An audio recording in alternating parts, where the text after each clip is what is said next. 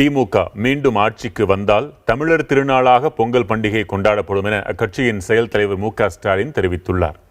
சென்னையை அடுத்த கோவூரில் திமுக தரப்பில் ஏற்பாடு செய்யப்பட்ட சமத்துவ பொங்கல் விழாவில் கலந்து கொண்ட அவர், தமிழர்களின் உரிமை பாதிக்கப்பட்டால் திமுக களத்தில் இறங்கி போராடும் என்று கூறினார்.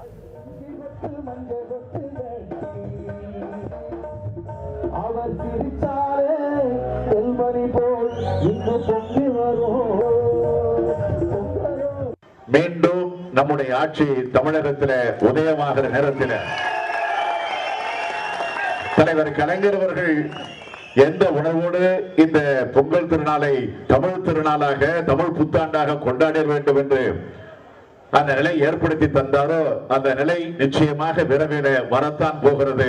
அதை நாம் காணத்தான் போகிறோம், அதை கொண்டாடத்தான் போகிறோம்.